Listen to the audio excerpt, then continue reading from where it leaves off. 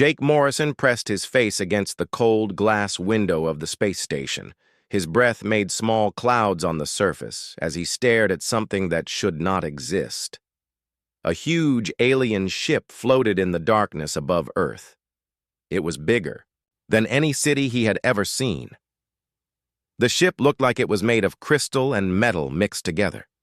Strange lights moved across its surface in patterns that hurt his eyes when he looked too long. The whole thing seemed to glow with its own light, like a star that had been shaped into something impossible. "How long has that thing been there?" asked Dr. Lisa Carter as she walked up behind him. She was a scientist who studied old things, but nothing as old as this. Jake turned to look at her. His face showed how tired he was. He had not slept in 3 days, not since the alien ship first appeared. "Our computers say it showed up exactly 72 hours ago, just appeared out of nothing. No warning, no signals, no nothing." Lisa moved closer to the window. The alien ship was so big, it blocked out part of the star field behind it. She could see Earth below, looking small and blue and fragile compared to the massive thing hanging in space above it. "What do our scans tell us about it?" she asked. Jake handed her a thick folder full of papers. "That is what keeps me awake at night. The ship is made of stuff that should not exist. Elements that are not on our chart of elements. Energy readings that make our best nuclear reactors look like candles." Lisa opened the folder and started reading. The numbers made no sense. The ship was giving off more power than the sun, but in ways that their instruments could barely detect. The hull was made of materials that were harder than diamond, but somehow flexible like rubber. "But here is the really crazy part," Jake said. His voice was quiet, like he was afraid someone might hear him. "We found human DNA inside that thing." Lisa dropped the folder. Papers scattered across the floor. "That is impossible. We have barely made it to Mars. We have never been in deep space." Jake bent down to help her pick up the papers. "Not just human DNA. We found traces of other Earth life, too. Plants, animals, tiny organisms that live in our oceans. Whatever built that ship has been to Earth before, long before we ever thought about leaving our planet." Lisa felt cold fear run through her body. "How is that possible?" "I do not know," Jake said, "but I have been thinking about it for 3 days straight. What if we are not the first intelligent life from Earth to reach space? What if something took samples from our planet millions of years ago?" They both looked back at the alien ship. As they watched, parts of it began to glow brighter. For the first time since it appeared, the ship started to move. Very slowly, it turned toward Earth like a giant eye opening to look at something. "We need to tell the president," Jake said. "We need to tell everyone. We are not alone in the universe, and we never were." Dr. Carter nodded, but she was thinking about something else. "Jake, if they have been to Earth before, why are they back now? What changed?" Before Jake could answer, alarms started ringing throughout the space station. Red. Lights flashed in the hallways. Over the intercom, a voice announced that all crew should report to emergency stations. "What is happening?" Lisa asked. Jake was already moving toward the command center. "The ship is sending us a signal." They ran through the corridors of the space station. Other crew members were doing the same thing, all heading for the main control room. When they got there, the large screens were showing waves of data streaming in from the alien ship. "What does it say?" Jake asked the communications officer. "We are still trying to translate it," the officer replied. "But the computer thinks it might be some kind of greeting, or maybe an invitation." Lisa looked at the data scrolling across the screen. The patterns looked almost familiar, like math equations she had seen before but could not quite remember. "Can we send a signal back?" "We could try," the communications officer said. "But we do not know if they will understand our language." Jake thought about this. What if we send them simple math? Numbers that any intelligent species would understand. 1 + 1 = 2. Things like that. The communications officer started typing commands into his computer. Within minutes, they were sending basic mathematical sequences toward the alien ship. Prime numbers, geometric shapes, simple physics equations. The response came back almost immediately. The alien ship sent back the same mathematical sequences, but with additions and corrections that showed a level of understanding far beyond human knowledge. "They are not just intelligent," Lisa said quietly. "They are much more intelligent than we are." As if responding to her words, the alien ship sent a new signal. This time, the message was different. Instead of math, it was showing pictures. Images of Earth as it looked millions of years ago. Images of dinosaurs and early mammals and plants that had been extinct for longer than humans had existed. Then the images changed. They showed creatures that looked almost human, but not quite. These beings were using tools, building things, looking up at the stars. And then the images showed these almost human creatures leaving Earth in ships that looked similar to the one floating above them now. "My God," Lisa whispered.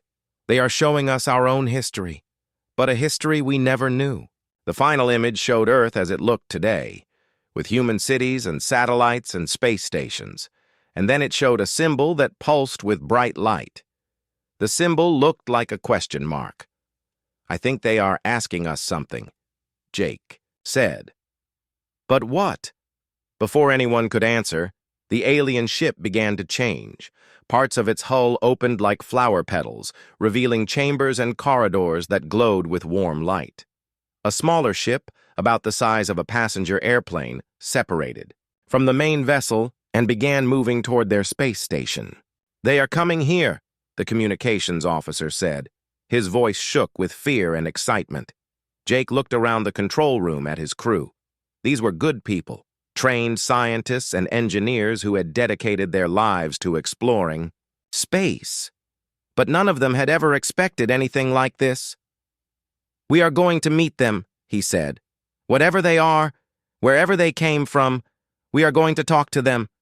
This is the most important day in human history." Lisa watched the approaching ship through the window. It moved without any visible engines, gliding through space like it was swimming through water. As it got closer, she could see that it was beautiful in a way that human technology never was. Every surface was smooth and perfect, covered in symbols that seemed to move and change as she looked at them. "Jake," she said, "what if they do not come in peace? What if they are here to take Earth back?" Jake had thought about this too. "Then we will deal with that when it happens. But right now, we have a chance to learn things that could change everything for humanity. We have to take that chance." The alien ship docked with their space station with a soft sound that they could feel more than hear. For a moment, nothing happened. Then there was a gentle knocking sound on the airlock door. Someone was asking permission to come aboard. 3 weeks had passed since the alien ship first appeared above Earth. Lieutenant Colonel Amy Brooks walked through corridors that seemed to stretch on forever. The walls around her showed moving pictures of things she could not understand. Cities that floated in space, creatures that looked like living light, machines bigger than planets. "This place makes no sense," said Dr. Peter Quinn as he tried to keep up with her. He was carrying a device that was supposed to translate alien languages, but it was working so hard that smoke was coming out of the back of it. "These hallways are longer on the inside than they should be on the outside." Amy nodded but kept walking. The alien who had invited them aboard called itself Keeper Zen. It looked different every time she saw it. Sometimes it was made of crystal. Sometimes it looked almost human. Sometimes it was just a ball of light that talked directly into their minds. "Your species has a number," Zen said as it appeared beside them. Today it looked like a tall person, made of silver metal. "You are species 847-322. You reached space travel in your year 2157, which makes you one of the younger races to join the galactic community." Amy stopped walking. "Wait a minute, 2157? That year has not happened yet. We are still in 2157, but just barely." "Time moves differently when you travel between stars," Zen replied. Its voice sounded amused, though Amy was not sure how she knew that. What you call now is just one point in time. We have been watching your species grow for over 12,000 of your years. Dr. Quinn looked around at the walls covered in moving pictures. These other species, where are they now? Gone, Zen said. The sadness in its mental voice was so strong that Amy felt tears come to her eyes. The Vorthak Empire ruled the galaxy for 50 million years before their suns burned out. The Crystal People learned to travel between different realities, but got lost and could not find their way home. The living planets joined together into one giant mind, but forgot how to think. As individuals when they needed to change, they walked into a huge room where thousands of screens showed the last moments of dead civilizations. Amy saw planets exploding, stars going dark, entire solar systems being pulled into black holes. Each screen showed the end of a different species that had once reached for the stars. Every species that ever left their home planet is remembered here, Zen explained. Most of them lasted between 10,000 and 1 million years after they learned to travel in space. Amy felt a chill run down her back. What happened to all of them? They all made the same mistake, Zen said. They became too comfortable. They got very good at one thing but forgot how to do other things. When something new threatened them, they could not change fast enough to survive.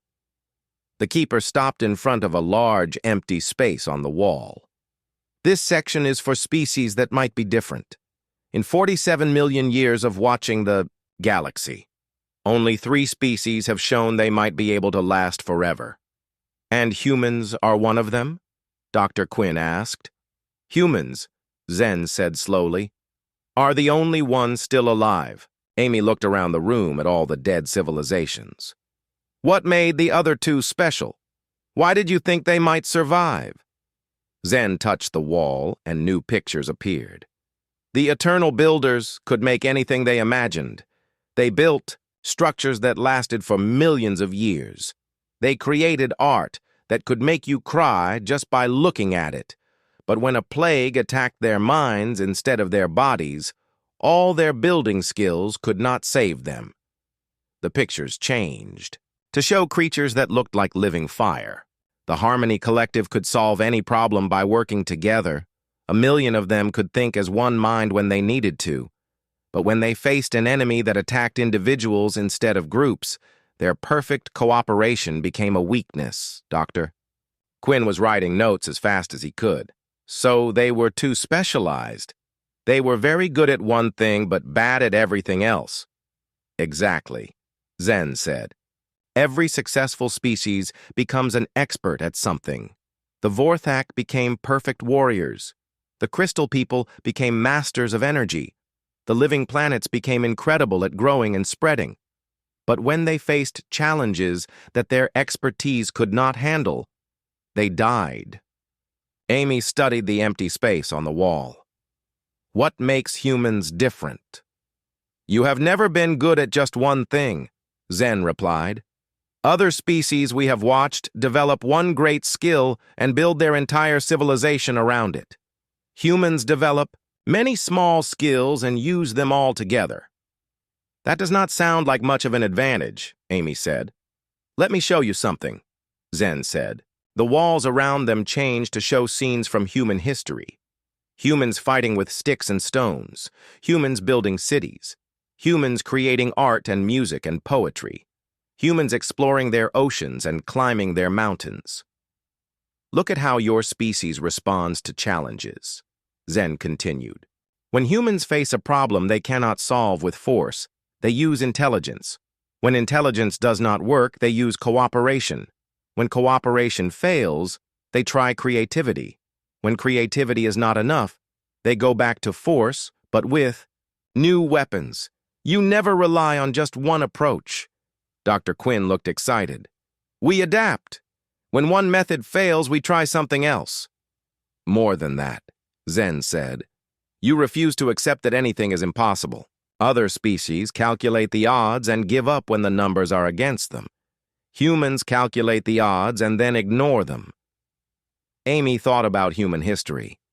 Every war that should have been lost but was won anyway. Every disease that should have killed everyone but was cured instead. Every natural disaster that should have ended civilization but was survived. You think that makes us special? She asked. I think it makes you dangerous, Zen replied. To yourselves and to problems that threaten life in the galaxy. Most species become predictable after we study them for a few thousand years. After 12,000 years, humans still surprise us. They continued walking through the ship. Amy saw records of technologies that could reshape matter with thought, weapons that could destroy entire star systems, and methods of travel that made space seem small. But she also saw the graves of every civilization that had created these wonders. There is something you need to understand, Zen said as they reached a new section of the ship. The galaxy is not a safe place. There are threats out there that have destroyed countless civilizations, enemies that most species never see coming. What kind of threats? Amy asked. Things that live in the dark between galaxies. Creatures that eat energy itself. Plagues that attack the mind instead of the body. And worse things that we do not have names for. Dr. Quinn stopped writing. How many civilizations have you saved? None, Zen said simply. We are keepers of knowledge, not protectors. We record what happens, but we do not interfere. Every species must face these challenges on their own. Amy felt angry.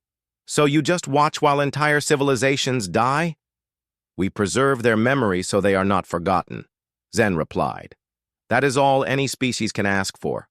Survival is earned, not given. They entered a chamber filled with floating crystals. Each crystal contained the complete history of a dead species. Their languages, their art, their science, their hopes and dreams and fears. This is why we are here, Zen said, to offer humanity a choice. You can join the galactic community now and learn from those who came before you, or you can continue developing on your own and face the challenges alone. What is the catch? Amy asked. She had learned not to trust offers that seemed too good to be true. If you join now, you will become like every other species. You will learn our ways of doing things. You will solve problems the way problems have always been solved. You will become predictable. Dr. Quinn understood first. And if we stay independent, you will face the same threats that destroyed all these other civilizations, Zen said. But you will face them as humans. With all your strange and unpredictable ways of thinking, you might find solutions that no one else ever thought of. Or, you might die like everyone else. Amy looked around at the thousands of crystals holding the memories of dead species. Each one had been unique, each one had been special in its own way, and each one had failed when it mattered most. How long do we have to decide? She asked. The next threat is already moving toward this part of the galaxy, Zen said. You have perhaps 50 of your years before it arrives, maybe less. What kind of threat? Something that lives in the void between galaxies, something that wants all organized life to stop existing. It has already destroyed 3 civilizations in nearby star systems. Amy felt fear and excitement mixed together in her stomach. This was what humanity had always done best. Take on challenges that seemed impossible, and find a way to win anyway. We need to go back to Earth, she said. Our leaders need to know about this choice. Of course, Zen agreed. But remember what I told you. Every species that has ever faced this particular threat has tried to become stronger, smarter, or more united. All of them failed. What would you try if you were human? Dr. Quinn asked. Zen was quiet for a long moment. I would try something that has never been tried before. But I cannot tell you what that might be.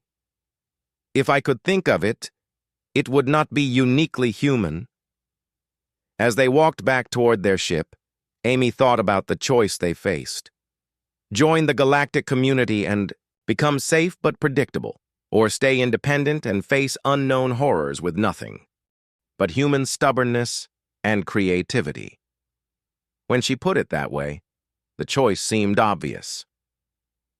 6 months after learning about the Galactic Archive, Captain Ryan Hayes stood on the bridge of the starship Endurance. It was the first human ship, built to travel between stars, and right now it was moving toward something that scared him more than enemy weapons or hostile aliens. They were going to visit the ruins of a dead civilization. The Kepler Collective was supposed to be the smartest species that ever lived, said Chief Engineer Maria Santos as she checked the ship's systems. According to the archive, they could predict the future with perfect accuracy. They knew exactly what would happen and when it would happen.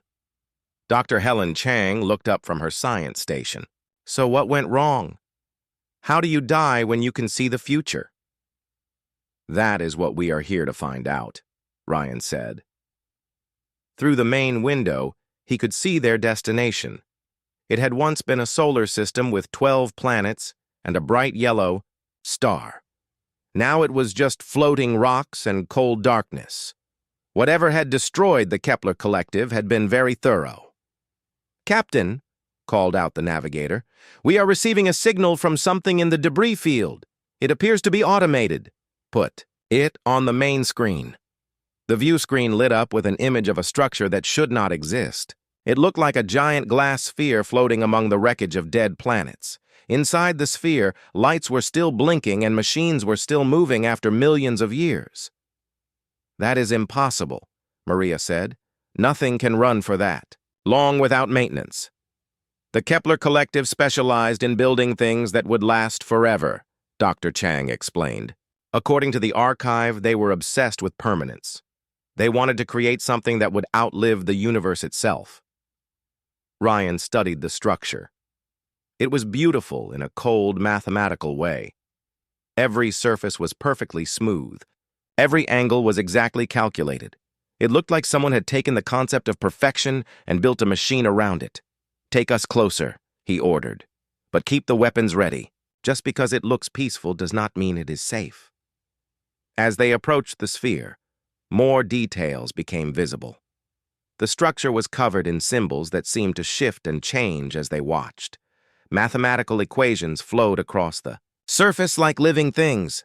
"The computer is trying to translate the symbols," Dr. Chang reported. "It looks like instructions for docking. They want us to come aboard." "Why would a dead civilization want visitors?" Maria asked. "Maybe they are not as dead as we thought," Ryan replied. The docking procedure was unlike anything they had ever experienced. The sphere opened like a flower, revealing a docking bay that adjusted itself to fit their ship perfectly. As soon as they were inside, the opening sealed behind them and atmosphere began filling the chamber. "The air is breathable," Dr. Chang confirmed after running tests. "But there are no life signs anywhere in the structure." They put on their spacesuits anyway and stepped into a world that felt like walking inside a computer. Everything was made of the same glass-like material, and everything was covered in flowing mathematical symbols. The walls, the floor, even. The air seemed to be part of one giant calculation. "Welcome," said a voice that came from everywhere at once. "I am the Archive of Final Solutions. I have been waiting for someone to arrive." "You are a computer?" Ryan asked. "I am the last remnant of the Kepler Collective. When my creators realized they could not survive, they uploaded their consciousness into this system. I contain the memories and knowledge of an entire civilization." Dr. Chang was already scanning the walls with her instruments. "This is incredible. The entire structure is one massive computer. Every atom is part of the processing system." "What happened to your creators?" Ryan asked. "They solved the equation," the archive replied. "They calculated the future with perfect accuracy and discovered that survival was mathematically impossible. Rather than face a futile struggle, they chose to end their existence peacefully and preserve their knowledge for whoever came next." Maria looked around at the perfect machinery that had been running for millions of years. "What was the equation?" "They solved the entropy equation. All organized systems move toward disorder. All life eventually faces extinction. All civilizations must eventually fail. My creators calculated every possible future and found no scenario in which any species could survive the heat death of the universe. Ryan felt a chill that had nothing to do with the cold air. So they just gave up? They made a logical choice based on mathematical certainty. Why struggle against the inevitable? Because that is what life does, Dr. Chang said. Life struggles against entropy every day. Every time a plant grows or an animal has children or a person learns something new, they are fighting against the natural tendency toward disorder. But ultimately, entropy always wins, the archive pointed out. Stars burn out. Planets grow cold. The universe expands until all matter is spread too thin to support organized structures. No amount of struggling can change these fundamental facts. Ryan thought about human history. Every civilization that had ever existed on Earth had eventually fallen. Every person who had ever lived had eventually died. By the archive's logic, nothing humans had ever done mattered because it was all temporary. You said other species have visited here, he said. What did they do when you told them survival was impossible? Most left immediately. A few tried to argue with the mathematics, but numbers do not lie. One species, the Eternal Empire, became very angry and tried to destroy this facility. They failed, of course. This structure was built to survive anything. What about the species that argued with the math? Dr. Chang asked. What did they say? They made the same points you are making. That life naturally fights entropy. That temporary existence is still meaningful. That struggling against impossible odds is noble. All very emotional arguments with no logical foundation. Maria was studying the flowing equations on the walls. These calculations, are they still running? Of course. I am constantly updating the projections as new data becomes available. I have calculated 47,000 different potential solutions to the survival problem. All of them lead to eventual failure.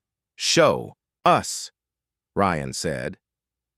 The walls around them changed to display thousands of different scenarios. In some, civilizations built massive structures to survive the death of their stars. In others, they tried to escape to different dimensions or alternate universes. Some attempted to upload their consciousness into machines that could survive without matter. Others tried to alter the fundamental laws of physics. Every scenario ended the same way: failure and extinction. As you can see, the archive said, every logical approach leads to the same conclusion.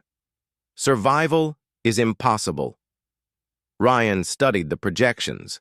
Every solution was based on becoming more advanced, more powerful, more intelligent.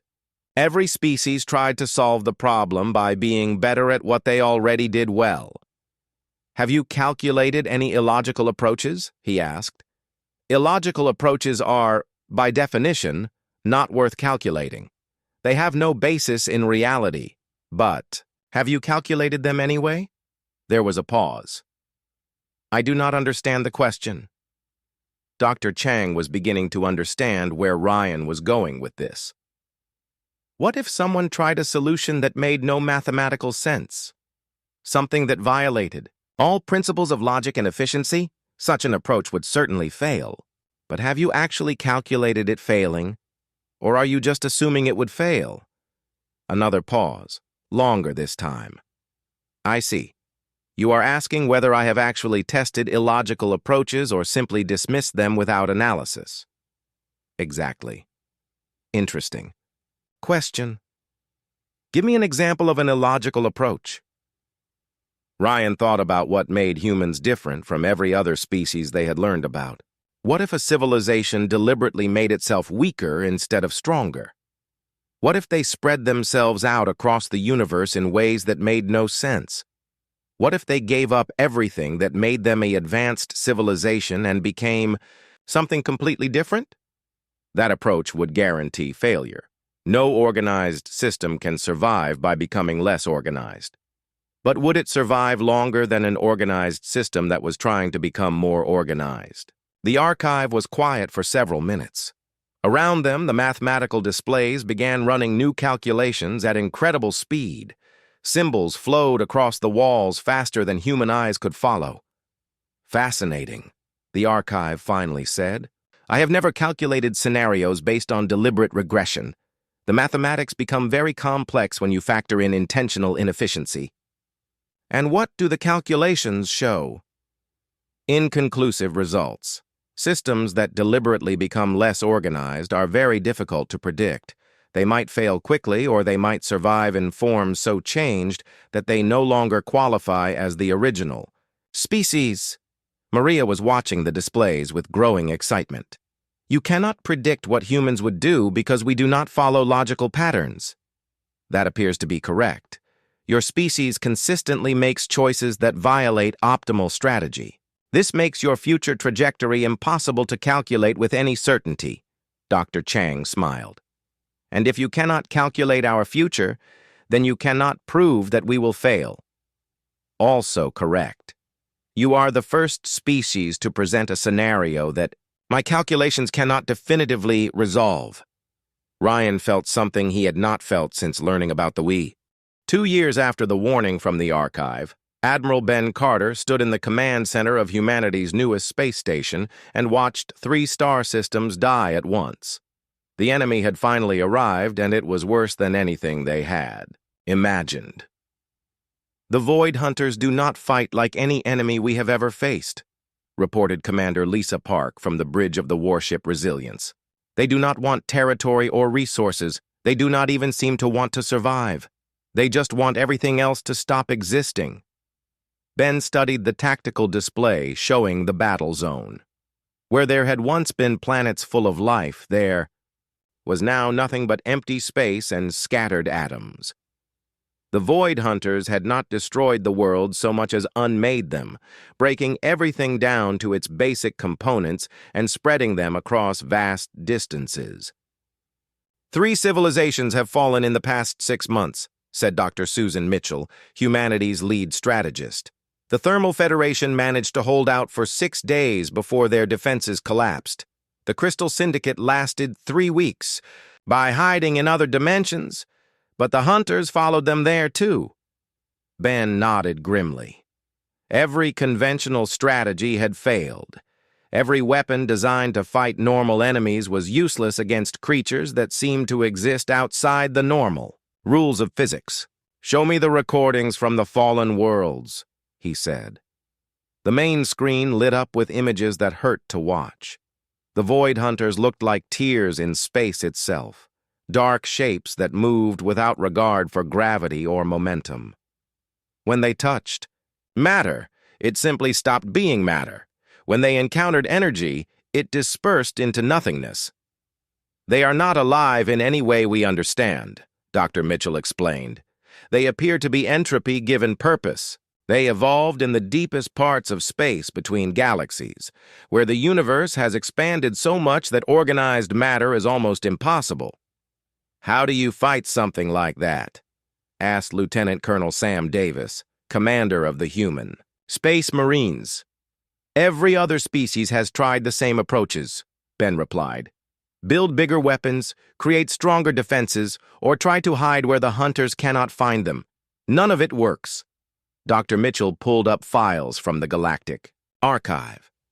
The Eternal Empire tried to outlast the Hunters by building increasingly powerful weapons.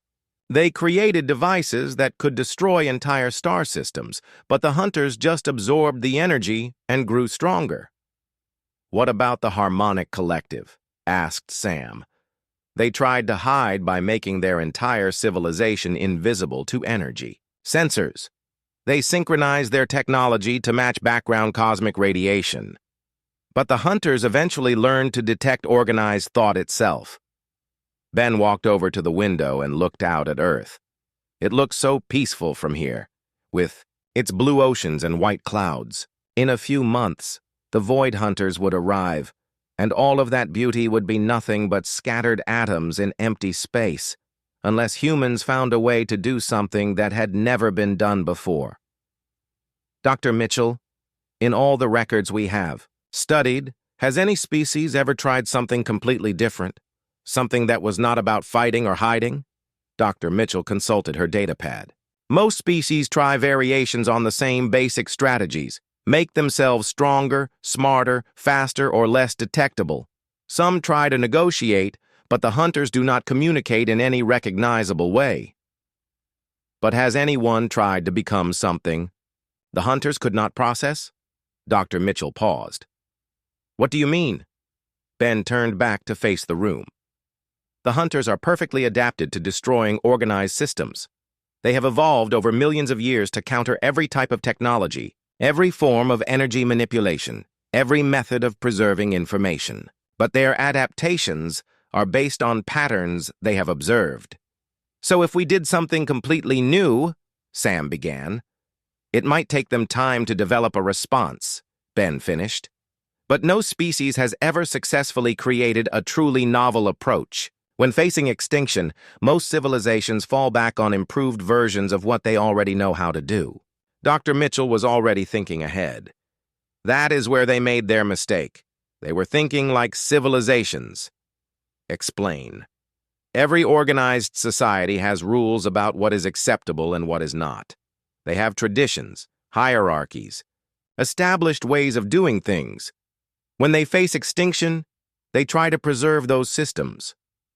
Ben saw where she was going. But what if we did not try to preserve our civilization? What if we were willing to give up everything that makes us human in order to ensure that something human survives?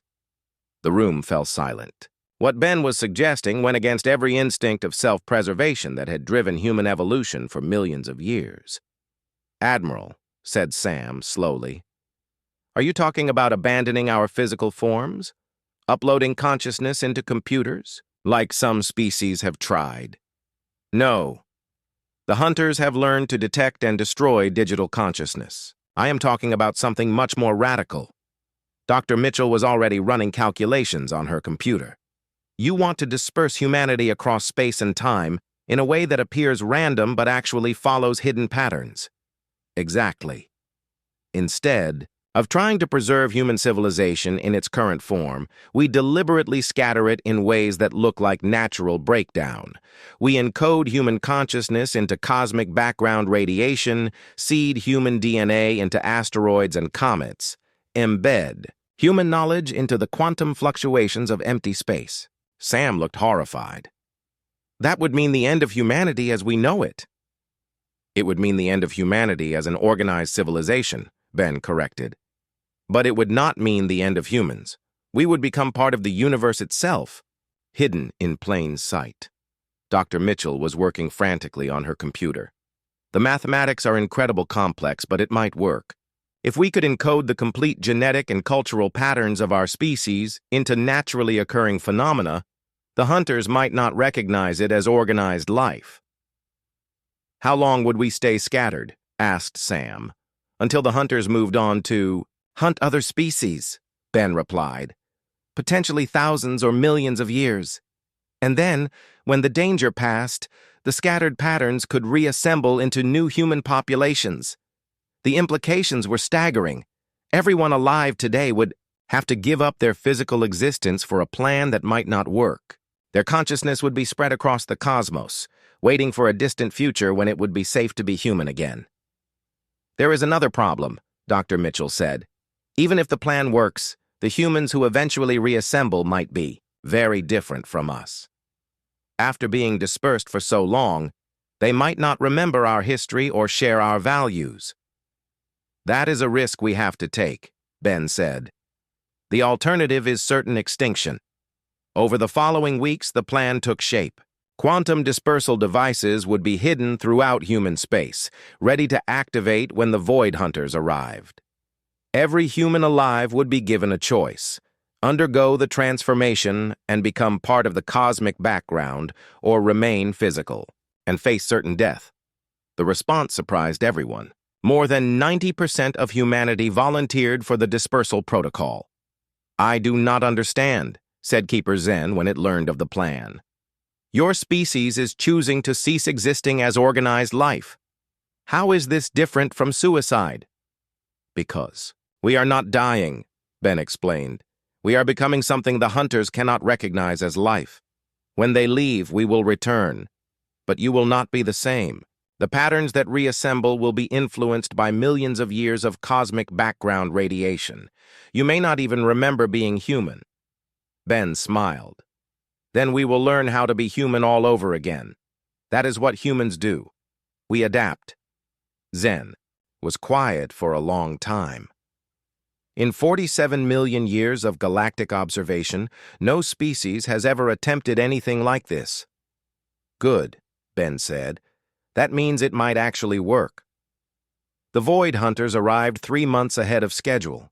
They swept through the outer colonies like a tide of darkness, unmaking everything in their path. Human fleets tried to slow them down, but conventional weapons were useless against enemies that existed partially outside normal space. All civilian populations have been evacuated to dispersal sites, reported Commander Park as the Hunters approached Earth. Military units are falling back to final defensive positions. Ben watched the enemy approach on the tactical display. They moved like a storm of living void, leaving nothing but empty space behind them. In a few hours, they would reach Earth. Begin the dispersal protocol, he ordered. Across human space, quantum devices activated simultaneously. To any observer, it would appear that human civilization was simply disintegrating under pressure. Ships broke apart and scattered across vast distances. Space stations dissolved into component atoms. Even the humans themselves seemed to break down into random particles that dispersed into the cosmic background. But the dispersal was not random. Hidden within the apparent chaos were the complete patterns of human genetics, culture, and knowledge. Every human consciousness was encoded into quantum fluctuations that would persist for millions of years. Ben felt his own transformation beginning as the dispersal wave reached the command center. His body was breaking apart at the molecular level, but his consciousness was expanding across vast distances. He could sense thousands of other human minds undergoing the same process, becoming part of the universe itself while retaining their essential humanity. Jake Morrison stood on the observation deck of New Terra's main command center and watched the sun rise over the alien world that humans now called home. The sky was purple instead of blue, and 2 moons hung in the morning light. After 3 years on this planet, he still found the view strange but beautiful. "Commander Morrison, you need to see this," called out Lieutenant Amy Thompson from the communications station. Her voice carried worry that made Jake turn away from the window. Jake walked over to her station. Amy was pointing at her screen, which showed strange readings from the deep space sensors. "What am I looking at, Thompson?" "Unknown contacts, sir." "Big ones. They just appeared at the edge of our sensor range." Amy's fingers moved quickly over her controls. "I count at least 20 ships, maybe more. They're moving fast toward our system." Jake felt his stomach drop. New Terra was humanity's first colony beyond Earth's solar system. They had chosen this planet because it was far from any known alien activity. The survey teams had found no signs of intelligent life anywhere in this part of space. "Could they be Earth ships?" Jake asked, though he already knew the answer.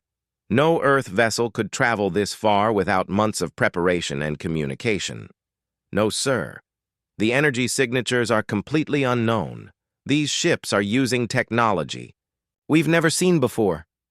Dr. Lisa Carter entered the command center, her lab coat still on from the night shift.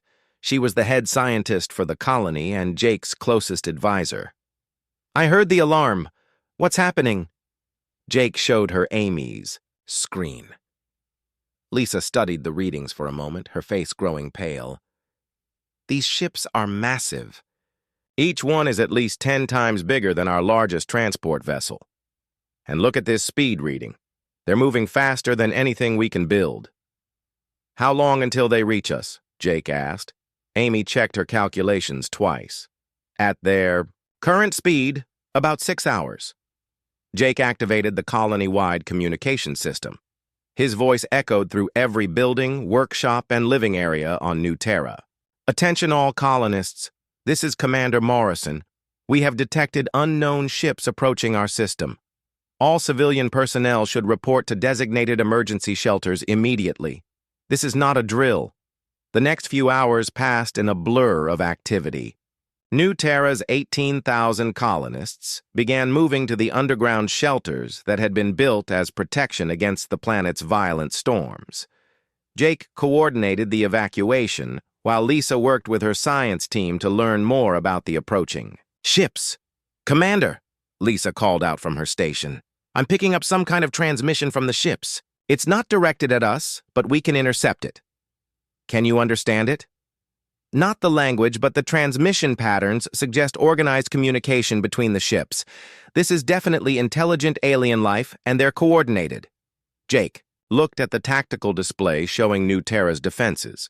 They had a few patrol ships, some mining equipment that could be weaponized, and a shield generator that could protect the main settlement for a short time. Against 20 massive alien ships, it would not be enough. "Try to send them a message," Jake ordered.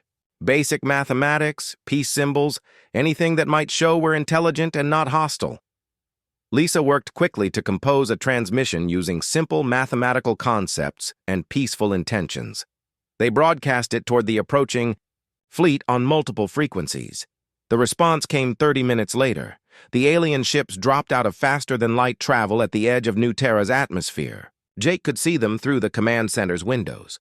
Sleek black vessels that seemed to absorb light rather than reflect it. They were beautiful and terrifying at the same time. "Commander, they're jamming all our communications," Amy reported. "I can't reach any of our ships or the outer settlements." Then the first alien transmission came through, somehow bypassing their jammed communications. A voice spoke in perfect English, cold and mechanical. "Primitive species of the third planet. You have violated galactic law by expanding beyond your birth system without authorization. Surrender immediately or face destruction." Jake grabbed the communication microphone. "This is Commander Jake Morrison of the human colony New Terra. We come in peace. We didn't know about any galactic law. We're willing to discuss this." The response was immediate and final. "Your ignorance is not an excuse. You have 30 minutes to evacuate your warriors and surrender your settlement. Compliance will result in quick death. Resistance will result in slow death." Lisa grabbed Jake's arm. "They're not interested in talking. We need to get everyone to the deep shelters now." Jake activated the emergency protocols. Throughout New Terra, alarm bells rang as colonists rushed to the deepest underground bunkers. The main settlement could hold 15,000 people in its emergency shelters, but that left 3,000 colonists in the outer mining camps and research stations. "Amy, try to contact the outer settlements. Tell them to find the deepest caves or mines they can and hide." "Sir, communications are still jammed." "Then use the old mining communication system. The cables should still work." 28 minutes after the alien ultimatum, the attack began. The first energy beams struck New Terra's shield generator. The protective barrier that had taken 2 years to build lasted less than 5 seconds against alien weapons. Then the orbital bombardment began in earnest. Jake watched through the command center's reinforced windows as buildings evaporated under alien fire. The main residential area, where thousands of colonists had lived and worked, disappeared in flashes of green light. The schools where children had learned about their new world became smoking craters. The hospital where babies had been born was reduced to melted metal and glass. "The shelter systems are holding," Amy reported, her voice shaking.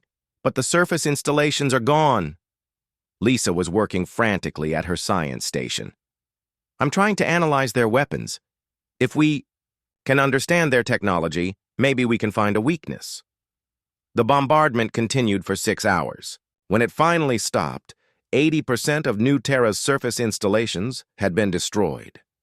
Jake knew that thousands of colonists in the outer settlements had died, with no way to reach shelter in time. "Commander," Amy called out, "I'm detecting alien landing craft. They're sending ground forces to the main settlement area." Through the external cameras, Jake could see the alien soldiers. They were tall, thin beings in advanced armor that seemed to bend light around them. They moved efficiently, checking the ruins for survivors and setting up some kind of scanning equipment. "They're looking for us," Lisa said. "Their scanners are trying to penetrate the underground areas." Jake made a decision that would change everything. "We're not surrendering. These aliens destroyed our homes and killed our people without giving us a real chance to negotiate. If they want to fight, they'll get one." He activated the secure communication line to the shelter commanders. "This is Morrison. Begin Operation Underground. All military personnel and volunteers prepare for guerrilla operations.